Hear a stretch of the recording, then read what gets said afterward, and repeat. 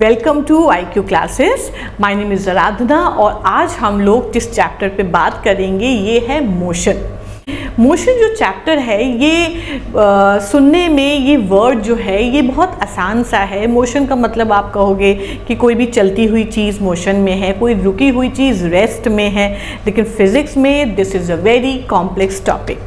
Motion कई type के होते हैं। जैसे कोई चीज़ सीधी चलती रहती है तो वो motion in a straight line है। कुछ ऐसी चीज़ें भी हैं जो सर्कल में चलती हैं, वो सर्कुलर मोशन हो जाता है। कोई अपनी ही जगह पर रोटेट करती हैं तो वो रोटेशनल मोशन होता है। कोई अपनी ही जगह पर बाउंस करती हैं तो वो वाइब्रेशनल मोशन होता है। आप जिस मोशन के बारे में क्लास 9th में पढ़ोगे that is motion in a straight line.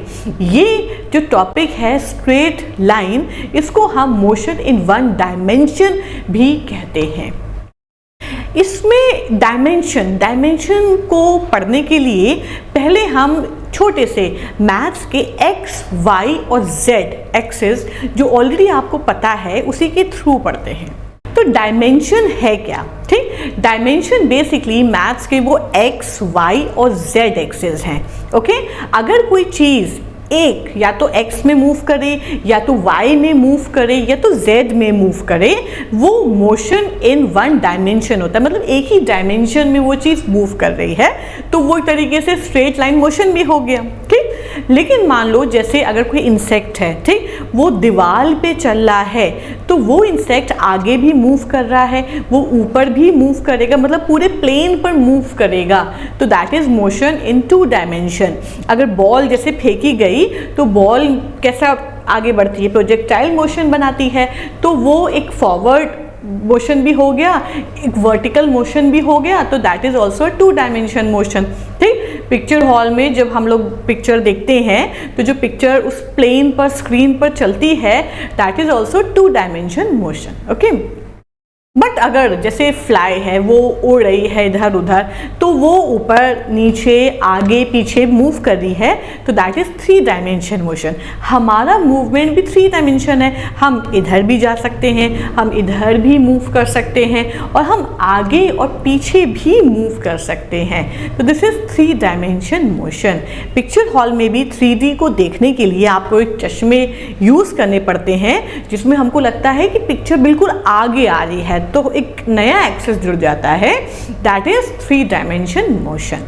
तो आप जिस मोशन के बारे में बात कर रहे हैं वो सिर्फ 1 डायमेंशन मोशन है। आई होप डायमेंशन आपको क्लियर होगा। ओके, तो let's come back to the topic. हम लोग मोशन के बारे में बात कर रहे थे कि ये बहुत कॉम्प्लेक्स टॉपिक है।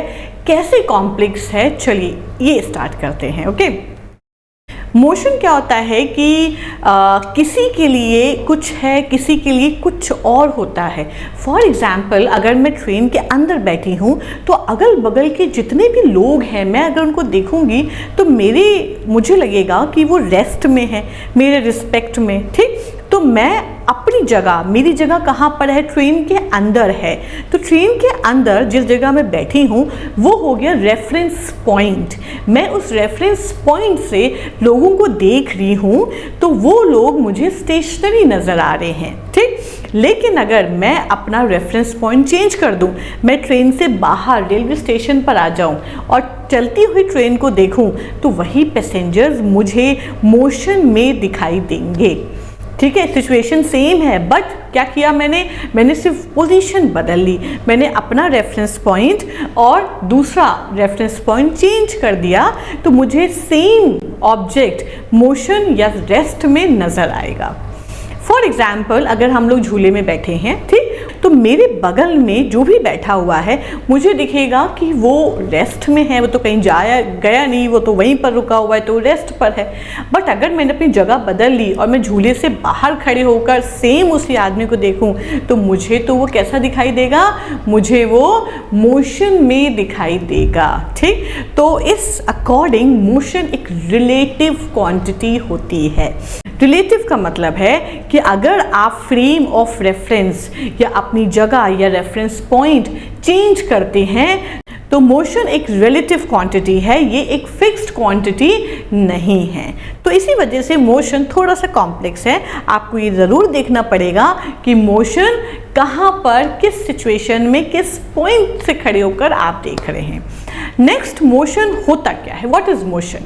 मोशन इज नथिंग बट अगर कोई ऑब्जेक्ट अपनी position from one place to another place change करता है in a particular time interval, तो हम बोलते हैं कि वो ऑब्जेक्ट मोशन में है। अगर मान लो कोई ऑब्जेक्ट पोजीशन ए से अपनी जर्नी शुरू करता है और कुछ समय के बाद वो पोजीशन बी पर पहुंच जाता है, तो उसकी पोजीशन चेंज हो गई ना, उसकी जगह चेंज हो गई, तो हमने कहा कि वो ऑब्जेक्ट मोशन में है।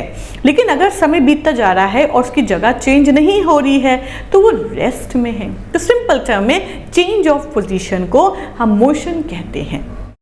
मोशन चैप्टर जैसे ही आप स्टार्ट करेंगे, सबसे पहला और सबसे इम्पॉर्टेंट जो टर्म आपको पढ़ने हैं that are called scalar and vector quantities. ये कौन सी क्वांटिटी हैं?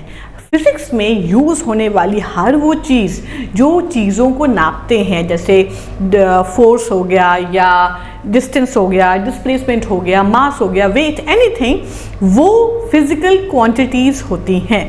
हर फिजिकल क्वांटिटी दो पार्ट में अपने आप को डिवाइड करती हैं, ठीक? तो एक तरफ मैंने बनाया स्केलर और दूसरी तरफ मैंने बनाया वेक्टर।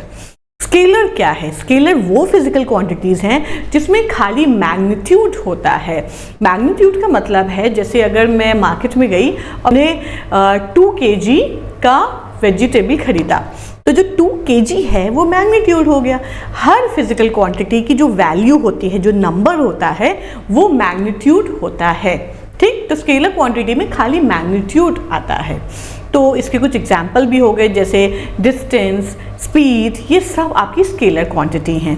अगर मैं इसी स्केलर क्वांटिटी में डायरेक्शन भी जोड़ दूं, जैसे कोई आदमी अगर जा रहा है अपने घर और मान लीजिए वो डिस्टेंस है 5 किलोमीटर, तो 5 किलोमीटर डिस्टेंस स्केलर क्वांटिटी हो गया क्योंकि वैल्यू बता रहा है, ये मैग्नीट्यूड बता रहा है। बट अगर मैंने कहा कि 5 किलोमीटर उसको ईस्ट जाना है, तो उस 5 किलोमीटर में मैंने डायरेक्शन जोड़ दिया, अब ये बन गया वेक्टर क्वांटिटी।